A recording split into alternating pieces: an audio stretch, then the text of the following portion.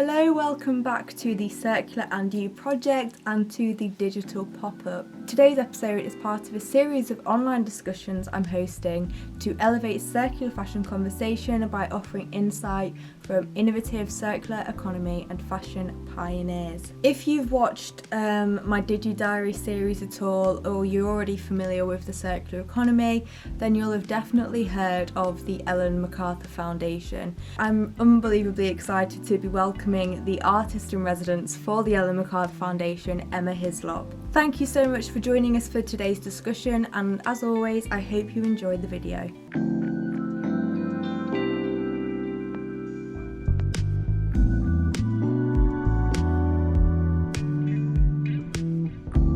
Hello. I don't think your microphone's on, Emma.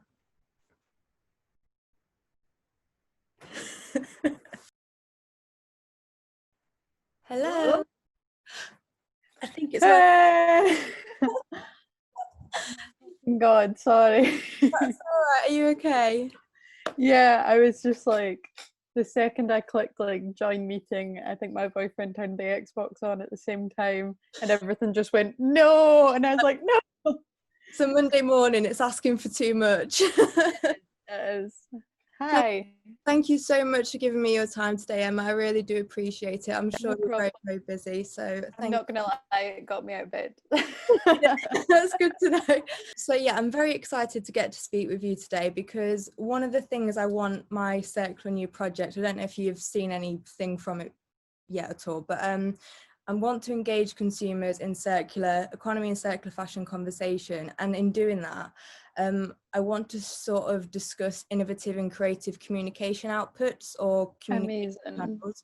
And I think that's something that you're quite an expert at. When I look at the kind of work that you're doing on Instagram, I'm like, yeah, I like this girl's work. So are you able to start by telling me a bit more about who you are and what it is that you do? Yeah, so I am, I would describe myself as a multidisciplinary artist. I've been kind of playing around with different terms of describing myself, like research-based or practice-based research, but still trying to find exactly where it fits in that. Maybe it doesn't need to be quite so definitive. I graduated last year from the Glasgow School of Art in Sculpture and Environmental Art.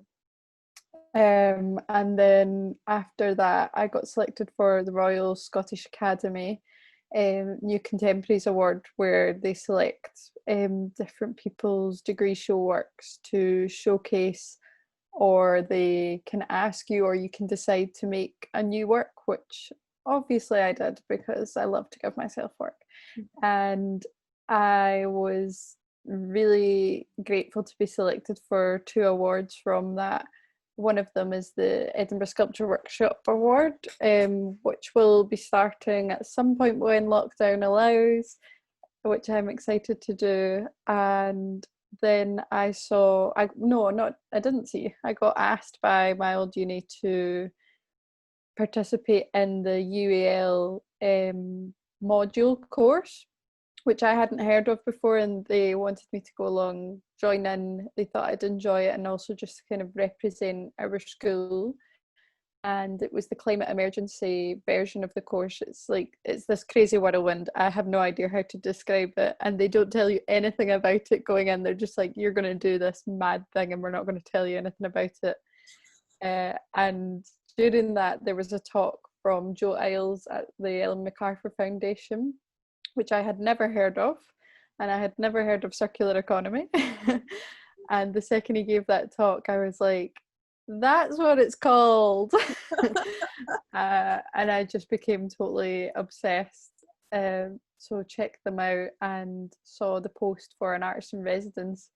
And I think there was only like a week left in the application. And it just, when something just feels really serendipitous, Yeah. I applied for it thinking there's no way, I'm a recent graduate, but it just, you feel it in your gut, and I was really lucky and got selected. Wow. It was only supposed to be a month's residency, but it's been extended, so it's been 3 months now, but there's such a legacy to it. It seems like I'm properly part of the family now. And yeah, I'm kind of going to be biting at their tail feathers for the rest of their existence, I think. Don't know what they've let themselves in for. Yeah, no, I don't think I knew either, because I think it was more I didn't know what I'd let myself in for out of anything, and it's just been a complete joy and whirlwind, as I said, and learning about what a circular economy could look like. They're just the minds of the people that work there, down from like the woman who organizes the offices. She's just as incredible and integral as the people who are writing reports. It's an amazing team of people.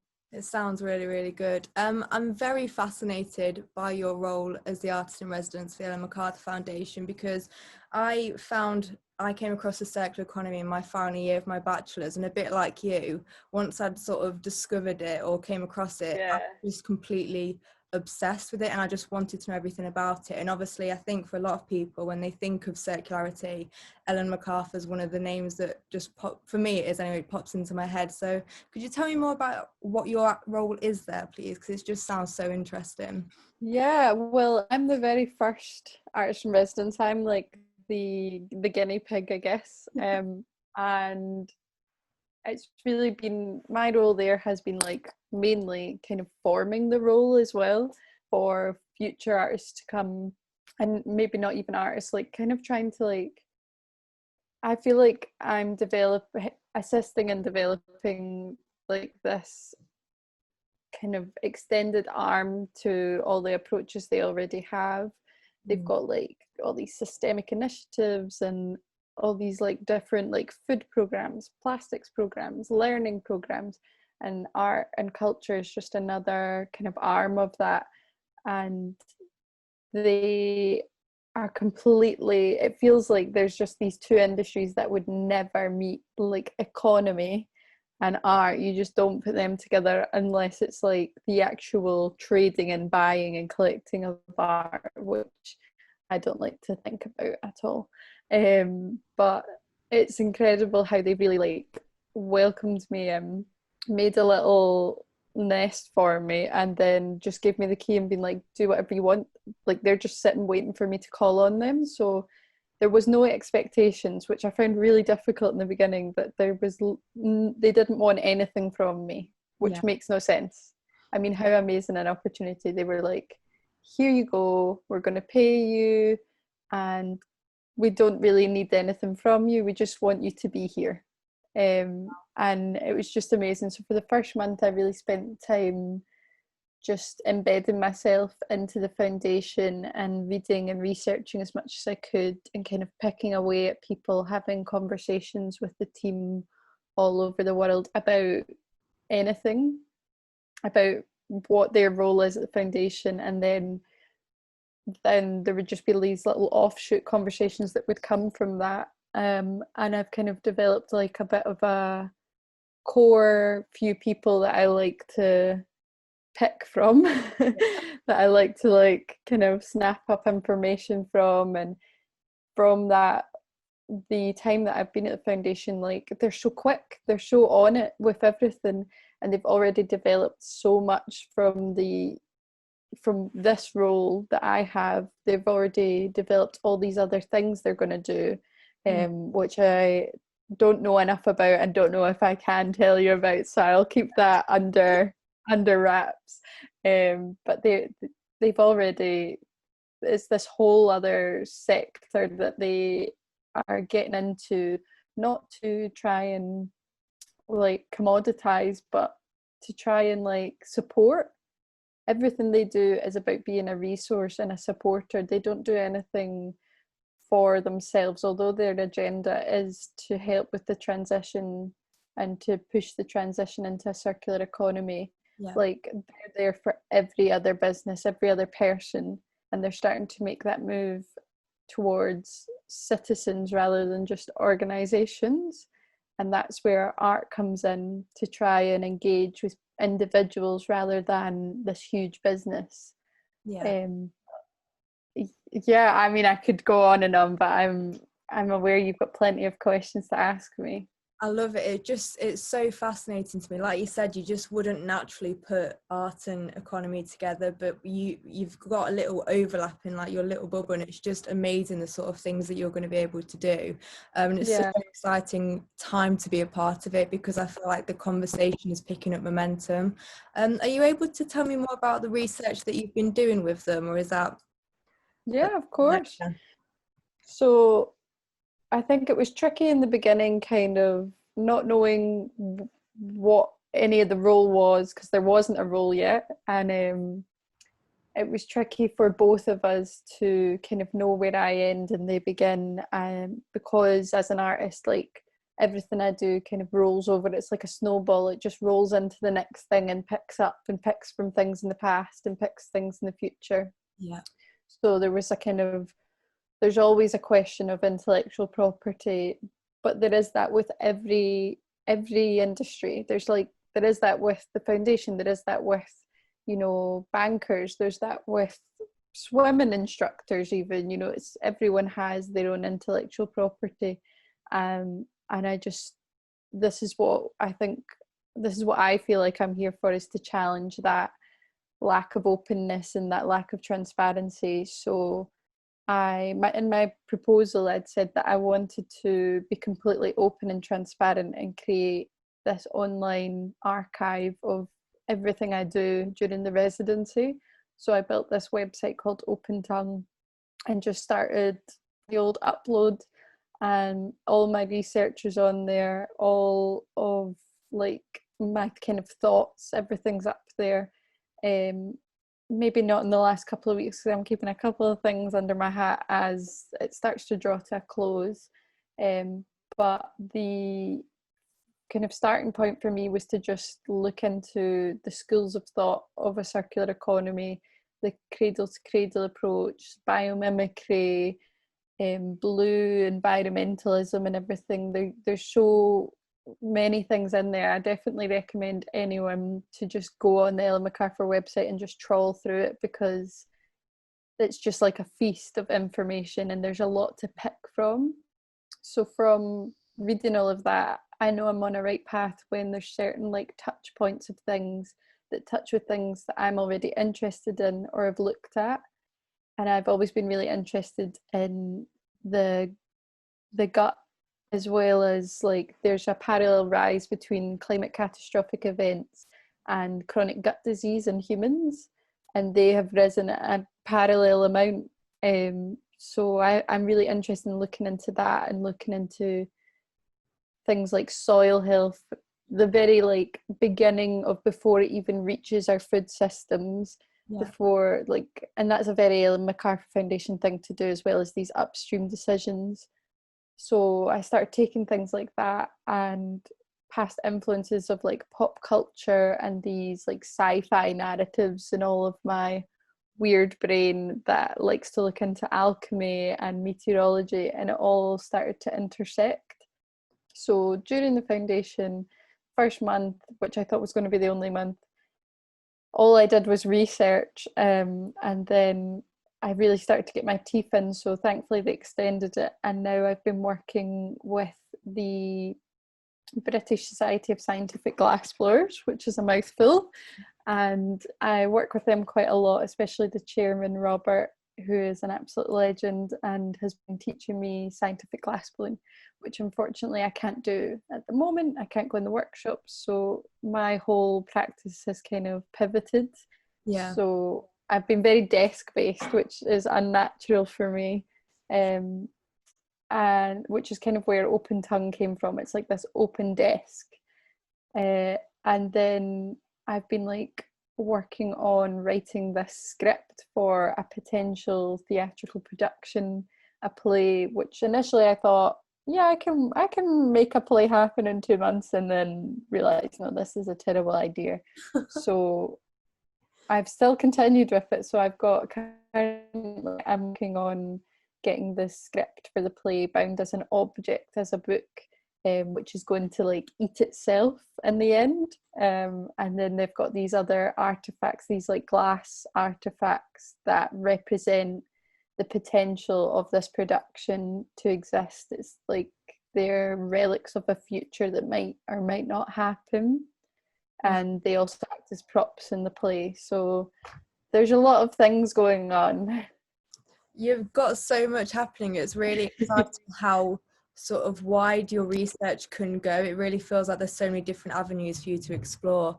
I noticed that you share some of your research work, because obviously it's very physical and hands-on, and you share a lot of that on Instagram. And there was a post of yours that the caption, I think it was called like tuning magnetism or something like that. And in the caption you spoke about challenging approaches to conversation and igniting discourse outside of speech. So are you able to expand more on what you meant by that? Yeah, so that again is kind of where the phrase open tongue came from. I've been thinking a lot about I get quite obsessed with these little phrases that I either encounter or come up with, and they just sit really nice in my mouth, kind of thing. So like mother tongue, which obviously already exists, but I like to think about the possibilities of mother tongue. Like, I only speak one language, so is my mother tongue English, or is it the vibration frequencies of the earth? I like to think about ecologically, like how not only the earth as a planet or a rock or a resource communicates with us, but how we all exist as species together, from bacteria to rhinos to everything. And I've always been really interested in the work of Carl Jung, the psychologist, and he talks a lot about the anima mundi, which to me is like the mother tongue, which I made a video essay for during the first or second month of the residency, I can't even remember, which is on open tongue. And it's just about that kind of connection of that inherent understanding. Like when you hear the word circular economy, you kind of immediately get it to an extent. You're like, okay, yeah, it feeds into itself, there's no waste. Like it's the opposite of buying a bottle of water, drinking it and binning the bottle. It's the opposite of that. It feeds into itself, it's a cycle. You kind of immediately are like, oh, I've got a basic understanding, but it's more complex than that. It's super complex. And that to me is kind of what a mother tongue is. It's like there's so many historical like medicines and practices like Shintoism in Japan and Ayurveda in India, and that have just branched out into the whole world. And we're all really on that wellness trend that everyone loves just now. But it, like, as much as it's like joking about it, it is true. It does make sense to sit down and meditate and sit down and do breathing exercises. All of these things are our way of centering ourselves to get back or get closer to our mother tongue. So things like tuning magnetism is a bit of an experiment in how close can we get to the mother tongue. Are we completely lost it? Is it like, no one knows what Latin actually sounds like. We just like say what we think it sounds like because no one knows what the last person who spoke it said. So we just say it how it reads. And there's other languages that I can't think of right now that no one knows at all anymore. Are we so far from it that it's a lost language now? Have we separated ourselves by making even the word nature, which is a word we've created to create an other from us as humans. We've tried to put ourselves on such a pedestal that we've made a language separate to our mother tongue to put ourselves above it. But the rest of the ecosphere doesn't know that, which I find really funny. Like, we are so dominant, but we think we are, but the rest of the existing species and planet and resources don't know that we think that, or do they? Wow. Yeah, I could go off on a huge tangent. It's like kind of blown my mind a little bit when you've just sort of I've never looked at saying nature, I've never looked at it as a sort of distant way of distancing ourselves from that. That's really quite powerful. Yeah, you should definitely look into Timothy Morton is an amazing writer, and he's wrote great books about it. Definitely how I learned about it, so do recommend him. Thank you. Why do you think that creative communication then is so important for advancing the circular economy? Why do I think creative?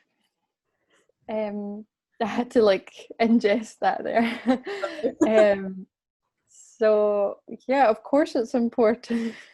I'm doing this. I got asked by the scientific glassblowing journal to just do like a little interview for them, and one of the questions is how can art change the world? And I just I've been sitting on that question for like 2 weeks, just obviously it can. I don't know, where do you want me to start? Obviously it's a bit of that. So it's hard to know where to begin with a question like that, because art is everything and everything is art. Nothing would exist without someone having designed it. Everything that exists has been designed in terms of a design and product perspective. The coffee cups we drink from, your phone, everything's been designed that way to be linear. So obviously creating new circular designers like yourself creates innovation that makes things linear, from linear to circular, and stops that. And good design, or my perception of good design, because obviously it's subjective, is going to be innovative and circular. But in terms of fine art, where I am, I'm more I would say I help develop the questions for someone like you to answer. So I just kind of sit here judging and critiquing everything, or soaking everything in like a sponge. Or a better way of putting it, how I keep describing myself to the foundation, is like a convex mirror, like a beveled mirror that soaks everything in, soaks in a viewpoint, but then refracts it and reflects it back, but from a different perspective. It comes around and it's a little bit bent, a little bit skewed, a little bit weird and odd, but it says something that you couldn't see before because you only were looking at it with that one way previously, and now you've got this other. And these might be things like the play I'm writing. It's complete kind of sci-fi, crazy story narrative that I've created. But although it feels like it doesn't have a particular point or meaning when you first come away having experienced a piece of art like that, or even looking at let me know if my internet's bad. All right, I heard you. You're right. As it's saying it's unstable. If you come away from the kind of work I make, which are kind of sculptural experiences, when they're big pieces like that, but they can be just a book or something. Yeah, they're all about experience. The way that I use art is to affect people rather than create an effect. I try and create an affect. And I recently spoke with the Central St Martin's Innovation Management cohort at their ripples, creating these waves and legacies that constantly feed out to other people. One person sees something, tells another and another, and before you know it, you've got some kind of art pandemic, which may or may not be the best analogy. No, I get what sorry, the internet would just cut out for a second. No, sorry. That's all right. No, I think that's such a really, like you said, there's so many angles that you could come from that, but I really love especially the mirror analogy as well, of sort of reflecting something but with a different perspective. I think that's really quite powerful. How have you found your personal consumption habits or behaviours have changed because of the work that you're doing, and especially now with Ellen MacArthur? Well, it's tricky because I feel like they probably would have more if we weren't in lockdown. But at the same time, because I feel like I have always kind of been practicing my own personal version of a circular economy to my understanding of it before I knew the term.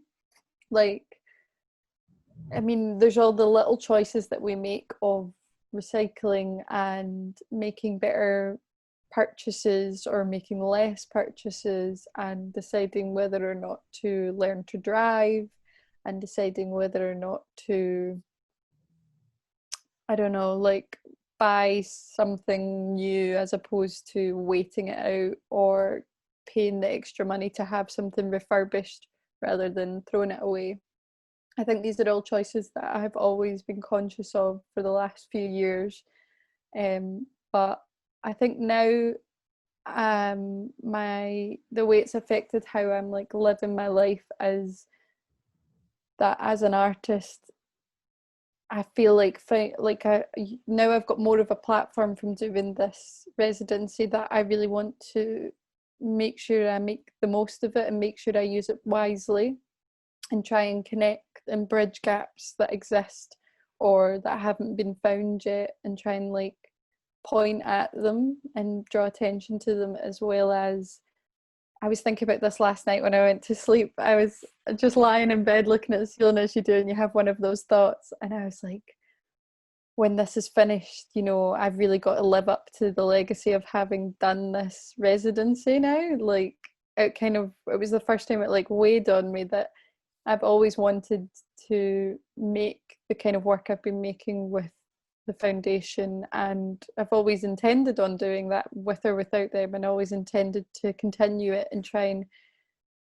not physically but like reach wise, like go bigger and reach more people.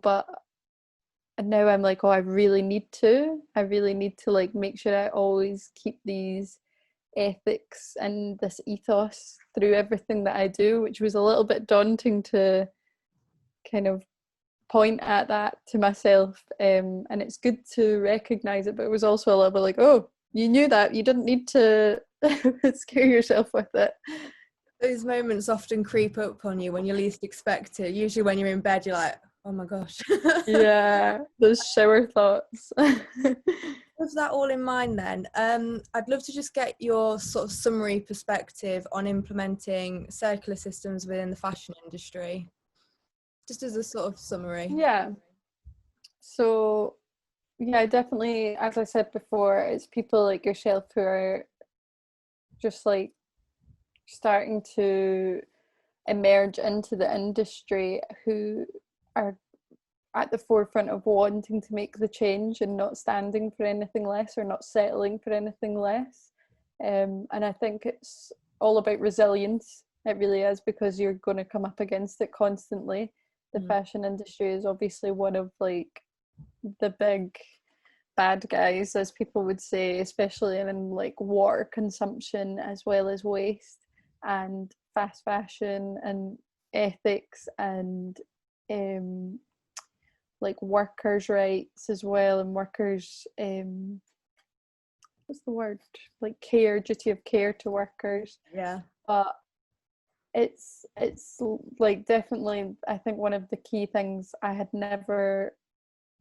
totally got the lingo of the foundation now, that I had never really like made a conscious decision to think about upstream decisions, as they call it, which is like before even the beginning of a waterfall, like in the pond that feeds into the stream that becomes the lake that becomes the waterfall. Like, you want to be like on the banks of the pond, you want to be like right before the rain cloud, and it's definitely all down to that, and keeping an eye on every decision you make, that having that effect, everything can become a waterfall if you don't keep your eye on it. Yeah. Oh, look at that. That was such a good little analogy. Was it really good? That was very good. But yeah, I definitely think it's down to people having openness and willingness to take risks and spend the necessary money where it needs to be. I'm always chatting about the situation that they have in like Sweden and Norway, and how in like Sweden there's like near to no homelessness, because they just like give every homeless person a place to live, and if they like, so long as they like get a job in a certain amount of time and things, because it's impossible to get a job if you don't have a permanent address, which I actually experienced yesterday with a guy who came over to us at a cafe, and he was getting like heckled, and then he was like, but you don't understand, I don't have anywhere to live, I can't get a job. And I think it's things like that to keep in mind for like, we just all need to take these like big risks, although like for a government to implement something like giving all homeless a home for an allocated time may seem like a huge spend, it's actually saved them so much money in the long run. Yeah. Like the impossible is possible, like these kind of catchphrases exist for a reason. I think it's about sort of reshuffling the priorities of what actually we want at the moment. I think a linear economy is it's just money driven, like there's no sort of greater social cause or purpose with it. And I think what a circular economy, again in my view, aims to do is shuffle that priority so that people and planet are the top, and that's what matters most in the sort of I think it's like about, I mean, innovation is obviously so important, but I think it's more about taking a few steps back. Like you don't always need to innovate, you don't always need to like create a new hybrid version of a wheel. Maybe we need to go back to the original wheel, or take a few steps back and think, did we even need that in the first place? Yeah. I'd love to go back to, you've touched on it already. Obviously, I joined the webinar that Central St Martin's hosted about innovation through this idea of ripples, and you were obviously one of the guest speakers. And I think you've already touched on this a bit about this sort of upstream decision making, but something you said in the webinar that really stuck with me was that, and it wasn't quite word for word, but you said something along the lines of sustainability is effectively a bit of a bad word now because it's based on downstream decisions. Yeah. Can you expand more on what you mean by that, please?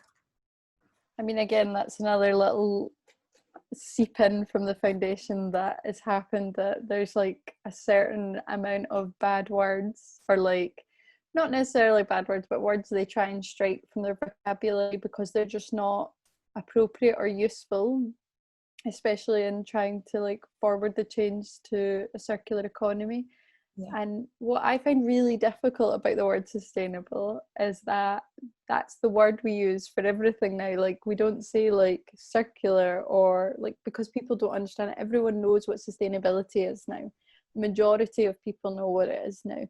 And of course, by using that word, you're going to keep reaching people, and people make better choices when they see, oh, this is sustainable, or this is recycled, I'll get that over something else. But it's a very tricky word, because as much as things are sustainable, to what extent, and why does one thing have to be sustainable over another?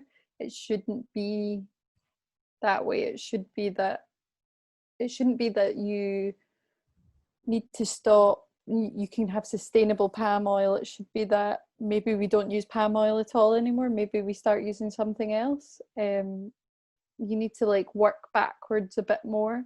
And as much as recycling seems like an absolute genius idea, it just doesn't work. It doesn't.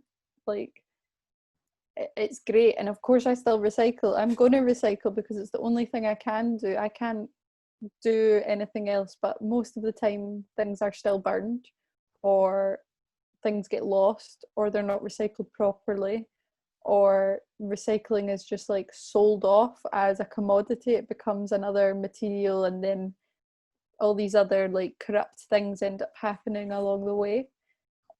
It's more about, you know, developing or going back so that we just, again, to use plastics as an analogy, like we don't necessarily have the plastic water bottle.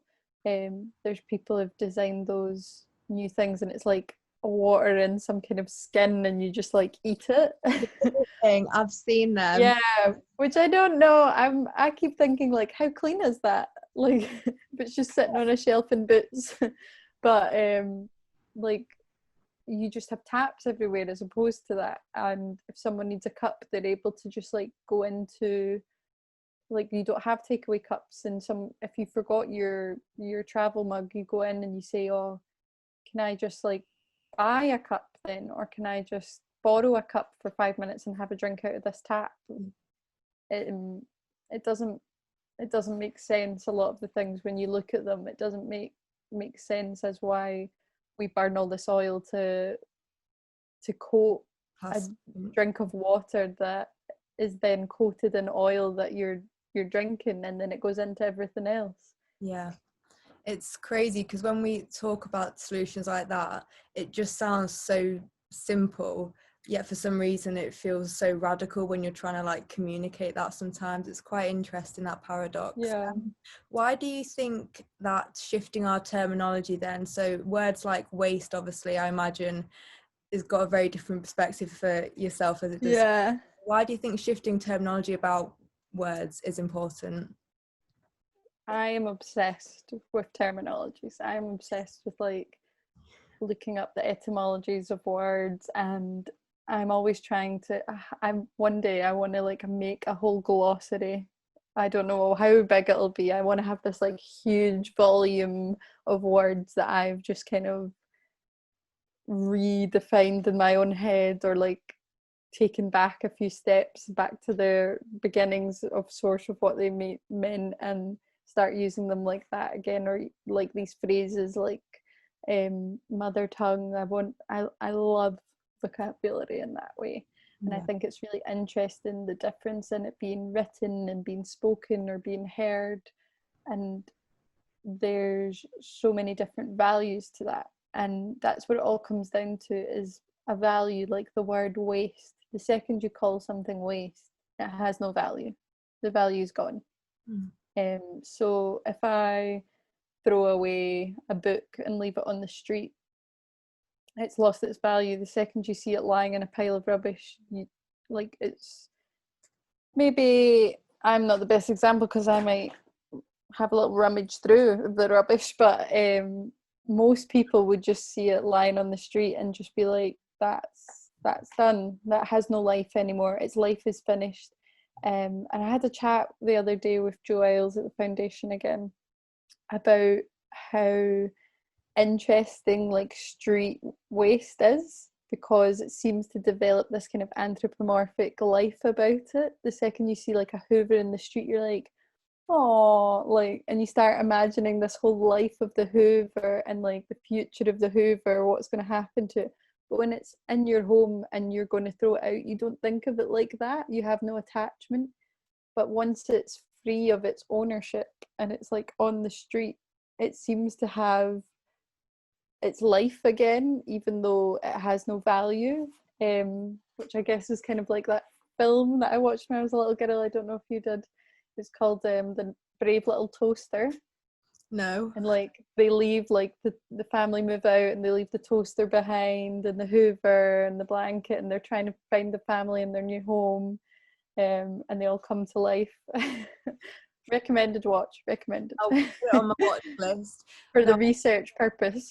I absolutely love that. And I like how you said freed of ownership, because I think that's another thing in terms of shifting terminology. When I look at it from a fashion perspective, I want people to be users of fashion, not owners of fashion. So sort of like services like rental models and sharing schemes and things like that. So I think terminology, I agree with you, is so powerful. You also said, throwing back to the webinar that you were a speaker on, you said that your work was effectively your own sort of hooliganism, which I really, really liked. How do you think individual actions or individual activism can support wider societal transformation? Because I think a lot of people sometimes feel they're not going to make a difference, if that makes sense. So why bother? Yeah, the term hooliganism kind of burrowed its way into my brain from this journalist, Mimi Chu, had like sent me a couple of questions, and I remember sitting and I was like talking about the word hooliganism for ages, and I was like, it's not even a word, why has she said that? And now I keep using it, so shout out to Mimi Chu for coining the term hooliganism, or hooliganist, I think was what she said. And it made me think about my work differently, like really differently, which is such a good and useful thing. So she definitely did a good journalism job there. Of my work is definitely like activism, and I think it would be difficult to be an artist and not be an activist or be political in some way. Of course you are, because you're commenting on the world around you. And if you say anything else, then you're definitely not aware of where you are in the world, and you're probably need to go back to art school. But to be really judgmental there. And it made me more aware of my work as my version of activism. Like I was always really inspired, as I'm sure so many people were, by the work of Extinction Rebellion. And I always wanted to take part, but it was just a little bit too out of my comfort zone.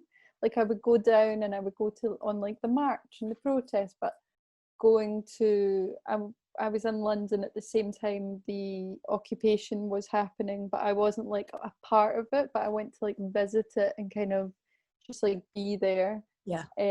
And it made me really like, I am useless at this. Like me in a tent in the middle of Trafalgar Square would not have been beneficial to anybody. It would have been a hindrance. I would have been like, where's the bathroom? What's happening? No. So I'm making myself sound like a princess. I'm not really, but I am a little. But but it's about finding your own version of activism. Like I realized working with the foundation that this is my kind of platform. You need to find your own path that way.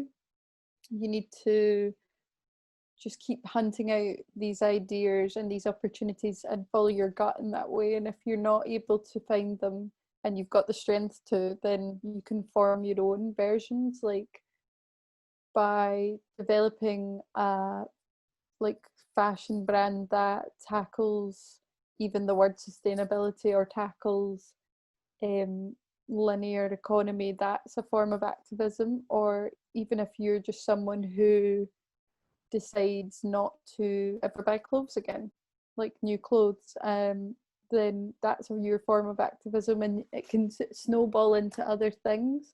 It's just a starting point, and it can be a small thing, but you have to constantly self-critique it, and you have to constantly, if you're deciding, if you make that active choice to do something as like your version of hooliganism, then you have to like constantly look at it and be like, is there anything radical in this? Is there anything new in this? There's probably not anything new in it, because nothing's really new anymore. And it, like, what new connections are you making then? What's the overlaps? Who's new that you're reaching that hasn't been reached before by that? Yeah, and I definitely say that it's inspired me to like continue trying to develop my work in a way that it can reach different audiences, and it can kind of seep in like a kind of quiet activism that is really loud in a certain way. Like I'm not throwing a brick through your window, but I'm more like seeping into it and kind of doing that mirror beveled perspective. Like there's a little like, well, I just found out that, you know, those bugs, is it called an earwig? Earwig, yeah. Yeah, right. So I've been terrified of them my whole life, had never seen one, then saw one and was terrified because I thought they crawled in your ear and like at your brain. I thought that was a thing. I don't think that's a thing. So it's not a thing, but I thought it was. So I kind of think that maybe I'm like what I thought an earwig was.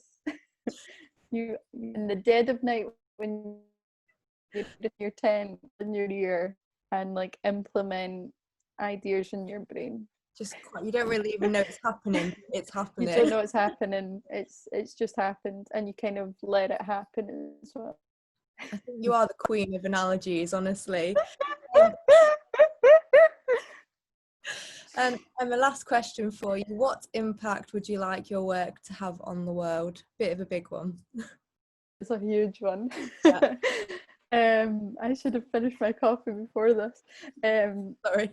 So I hate doing that. I hate starting a sentence with so. I would like it to have any impact it can, basically. I don't want to put any expectations on it. I don't want to kind of predetermine whatever I'm going to do, because it has to be this like autotelic flow state, kind of trance inherent thing that just comes to be. And that's the only way that I feel like my work really has this commune with this mother tongue. And hopefully through that it can just seep in and earwig as many people as possible. Sorry, it was a bit weird. Thank you so much for talking to me today and giving me your time. It's been unbelievably insightful. And just no problem. Talk about things, it's really like I'm hooked on your every word. And if you do make a glossary book, I will be buying it because I want one. Yeah, I'll let you know if I see any precursors to mine. But yeah, feel free to message me or anything anytime. I'm looking forward to seeing how you become a hooligan and an earwig in the future. Emma, I look forward to seeing more of your research and your experiments as well. Thank you. Thank you very much, lovely. Enjoy the rest. Have a good day. Thank you. Bye. Bye.